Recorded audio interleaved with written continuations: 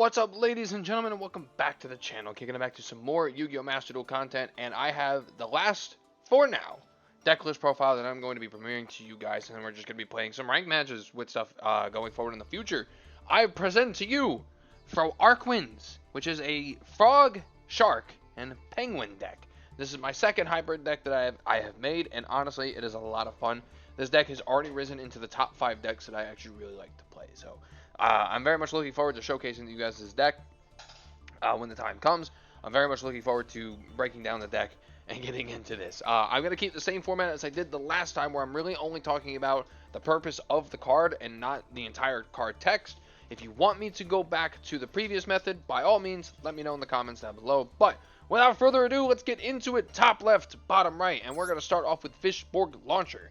Now, this thing is only in the deck because if you control... if you have monsters in your graveyard other than Fishborg Launcher and all of them are water, you can special summon this card from the graveyard. That's really the only purpose we have this in the deck. You can normal summon it, use it for synchro. It can go into your graveyard. It's a good discard target for Swap Frog. Get it into the graveyard so we can special summon it back out. Beautiful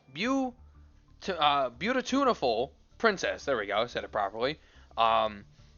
She's basically used to just get out any of our level 4 or lower fish monster that we need. Most of the time, you're going to go into Buzzsaw Shark, but you normal summon her, you banish her, you get out Buzzsaw Shark, and boom, you got your combos off and going. We played this at 3 because it's nice to see. We play the 1 Penguin Soldier for the flip, return 2 monsters to the hand. Just combo, it's the go-to target for any of our penguin plays, you would think that the penguins don't really fit too well in here, but with the ratios that I have, honestly, it works pretty nice. Next up, we play 3 Swap Frog. Now, you're going to be able to utilize everything Swap Frog has here, so this is going to be the only card that I'm going to go over the text, all the text for. So you can special summon this card from your hand by discarding 1 other water monster. When this card is summoned, you can send 1 level 2 or lower aqua monster. One level 2 or lower aqua monster from your deck to, or face up on the field to your graveyard. Once per turn, you can return 1 monster that you control to the hand. You can normal summon 1 frog monster during your main phase this turn, except Swap Frog in addition to your normal summon and set. So the reason why every bit of Swap Frog is useful, because this is good for discarding certain targets on our hand. So we can special summon Swap Frog. Swap Frog comes out onto the field. It's an on-summon effect, so it doesn't matter what you do. You can send away your Ronin Totem, get Totem into the field, and then you can use his second effect, his third effect, to bounce him back to hand to do his special summon once again. Because none of Swap Frog is a once per turn, and that's what makes this card insanely good for setting up your plays. So if you don't really have the best starting hand for your fish plays, so you can go into your level 4 to get out totally awesome. You can use Swap Frog and manipulate Swap Frog so you can get out totally awesome regardless. Speaking of Ronin Totem, we played 2 Ronin Totem just for the banish 1 frog to special summon this card from the graveyard. Nice for setting up our plays. Just keep in mind you can't use it as synchro material, so if you're going for a synchro play, just keep that in mind. You're better off using this obviously for an Xyz play or for our Link plays. Next up, we play 1 Left-Hand Shark. So this thing has 2 uses. If this card is special summoned from the graveyard, this card becomes level 4. And while you control Right-Hand Shark, you can special summon this card from either your hand or graveyard. You want to get it in the graveyard by any means possible, just so you can get it into the level 4, because everything that we have here are Xyz forward plays. And then if this card gets used as an Xyz material, they cannot be destroyed. The Xyz monster you create cannot be destroyed by card effects, which is really, really nice.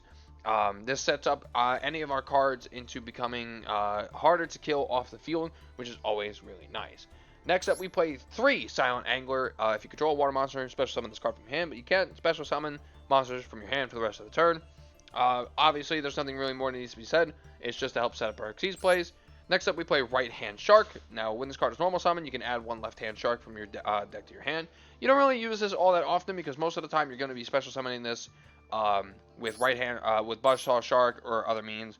So, but it is nice if you can only open into Right-Hand Shark. So you can search for the Left-Hand Shark to special summon Left-Hand Shark from your hand and all that jazz. Now, when you use Right-Hand Shark as Xyz material, you get this card. The Xyz material cannot be destroyed by battle. So if you do end up somehow getting the Left-Hand Shark and Right-Hand Shark combo, bam, you got a monster that's even harder to kill. Next up, we play Buzzsaw Shark, and we really only use it for the effect of being able to target one water monster that you control and special summon from your deck in defense position a fish with the same level as that monster. It cannot activate its effects, and you can only special summon Exceeds monsters for the rest of the turn. This is your playmaker right here, baby. You summon this thing out, you use its effect, target itself, search out Right Hand Shark, bam, you got an Exceeds play that goes into Bahamut Shark, and special summons, totally awesome. And then finally, to finish it off, we have Penguin Squire. Now, if you remember this card from my Penguin deck, you already know what I'm going to say. But this card has an ability where if you set something, you can special summon it from your hand and then reduce its level by either 1 or 2. This is great for your synchro plays.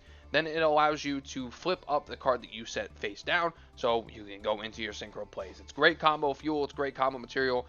We do have some synchros that we could really take advantage of this. So it's very, very nice. On to the spells and traps. And we have 3 white mirror. So you can target a fish, 1 level 4 or lower fish in your graveyard, special summon. Then you can add a monster of the same card name to your hand. And this thing is amazing. It's absolutely amazing. And it surprises me that it's only a rare. But yeah, great for special summoning and then getting an additional copy of the card that you special summon, just so you can keep your plays rolling and flowing. Next up, we play 2 Royal Penguins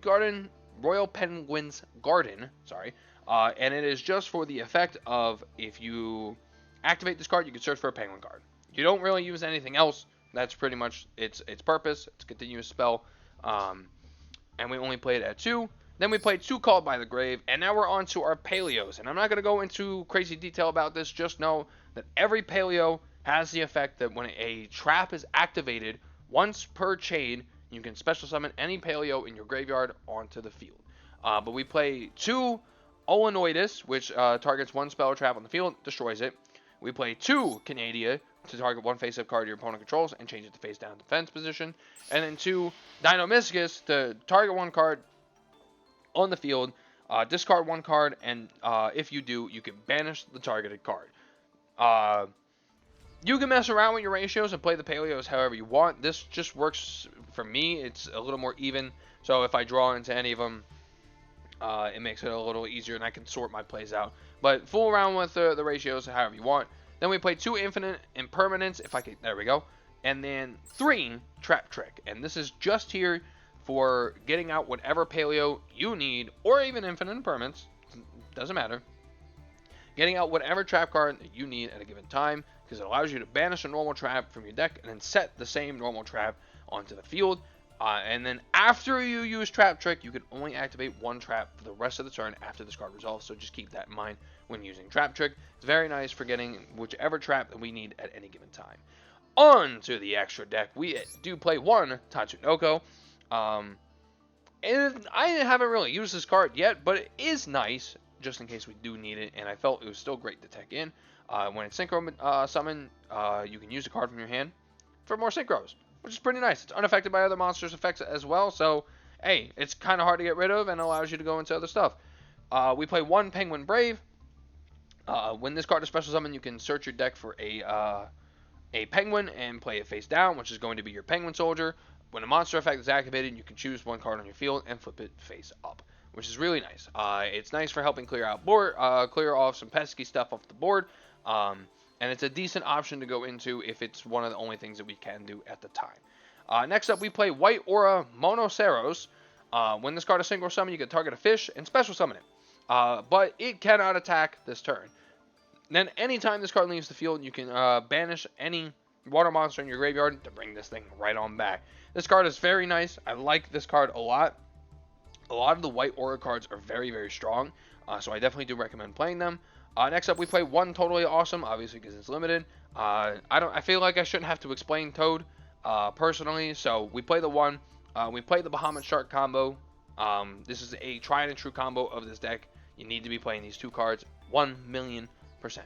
Next up, we have number 37, Hope Woven Dragon Spider Shark. That's a fucking long name. So, when any monster declares an attack, you can detach 1 Xyz material from this card. All monsters your opponent currently controls lose 1,000 attack until the end of the turn.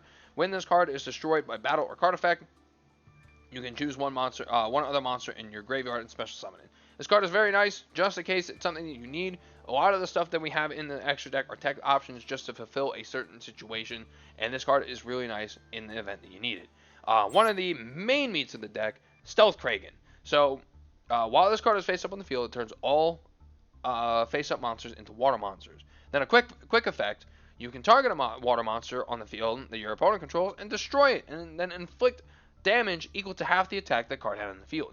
If this card is destroyed, so by battle or card effect, it doesn't matter, you can special summon Stealth Cragen spawns from your extra deck up to the number of materials this card has, and then attach water monsters from your graveyard to each of those special summon Stealth Cragen spawns. This card is phenomenal. Not only is it insanely hard to get rid of, especially off of Stealth Cragen spawns effect, which we'll talk about in a second, it is also great for just popping shit off quick, get it off the field. They special summon something that you know is going to be a pain in the ass. You quick effect, pop it, get it off the field. Super insanely powerful card, and obviously you need to be playing this card. And now, what makes it so hard to get rid of this is the Stealth Cragen spawns, which they are only in the deck for the effect that if this special summon, if this card special summoned by the effect of a number monster is destroyed, you can special summon other Stealth Cragen monsters from your graveyard up to the number of materials this card had. Then you can attach one water monster from your graveyard. So this is just good. Stealth Cragen gets popped. You bring out two. God damn it. You bring out two Stealth Cragen spawns. They come out. If they get destroyed, here he comes. Stealth Cragen's coming right on back. I'll add that back in. I'm sorry. I'm using the little mouse pad right now. And then we play one Zeus. Obviously, we play Xyz. Obviously, you want to be having at least one Zeus if you're going to be playing any form of Xyz. Now, on to our Link monsters. So we play one Link Karibo just in case we need it. If we need the special summon Fishborg to go into Link, it's actually a pretty good combo. I've used it at least once, and it has saved my life. Next up, we play one Mistar Boy. All water monsters on the field gain 500 attack and defense. All fire monsters lose 400 attack and defense. If this card is destroyed by a card, battle, or card effect, you can target one water monster in your graveyard and add it to your hand. A nice little tech card and help beefing up our field. We don't have a lot of monsters that actually have high attack stats. This is more of a control-based deck. So, Mistar Boy just kind of helps out with that. Marincess, Coral. I'm not going to bother even trying to say that. I'm going to butcher the hell out of it. An enemy? Yes, we'll go with that. So this card is actually crucial, honestly. So you can target a water monster in your graveyard with 1500 or less attack in your graveyard and special summon it to a zone this card points to. You cannot special summon monsters, anything else besides water monsters when you activate this, but it's still pretty nice. We don't need the other effect. This card is just in here for the water monster special summon. And then finally, Access Code Talker. It's just for the staple, just in case we need it. And there we go. That is the deck. Now, I realize I've been forgetting to talk about the strengths and weaknesses of decks, and we're going to go over that real fast before we close out. So the strength of this deck is a very powerful going first deck. You set up your field with your Bahamut Shark, totally awesome. Set a spell or trap, whatever you have to rock with. Optimal play is being able to get out Bahamut Shark, totally awesome, and Stealth Cragen all in one go. You can do it. You do need an optimal hand for it, but it is possible. This makes your first turn board insanely hard and very, very pressuring because you have an Omni Negate on the field. You'll more than likely have something that cannot be destroyed by battle, so it's still just chilling there. So unless they can pop it off the field, it's not going anywhere. And then you'll have Stealth Cragen, which can help just poof, get anything off the field. And then if they destroy Stealth Cragen, hey, you got two Stealth Cragen spawns that they have to worry about. And if they destroy those, hey, Stealth Cragen is coming right back. It is a loop. It's just a loop with these cards. Now, weaknesses of the deck. If this deck gets stalled, gets stopped out by really anything, it's going to crumble apart a little bit. It's got good recoverability, but it will falter if they have good responses to your cards. And I mean, like, really good responses to your cards. Just as any deck, but especially since this deck doesn't really feature anything that's really, like, high attack or, like, monster breaking. You're really relying on the control aspect that this deck has. It does not do well going second. From all the time that I've played, it does not do well going second. This is a very much going first deck. You can still play going second, but just keep in mind that this is very much ruined by intercepts and negates. Just keep that in mind, especially if they ash you. If they ash you, whew, you're done. Your plays are over. Your turn is over unless you have like a god to your hand and can really make work off of it and bait the ash out. You get ashed, it's gonna be trouble. It's gonna be a little hard. But yeah, this is a very powerful going first deck. I like this deck a ton.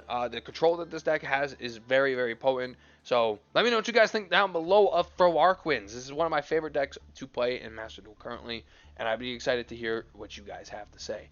And that'll do it for me on this one, guys. Yeah, let me know your thoughts and opinions down below. The next time we return to Masterduel, we're just gonna be playing some rank matches and stuff with all of the decks that we have used previously. Or showed off previously here on the channel. I have made some updates to a lot of the decks that I've played, so I'll be sure to go over those when we get to those videos. And yeah, hope you guys are looking forward to the content. And yeah, thank you guys so much for watching, and I'll see you next time. See you.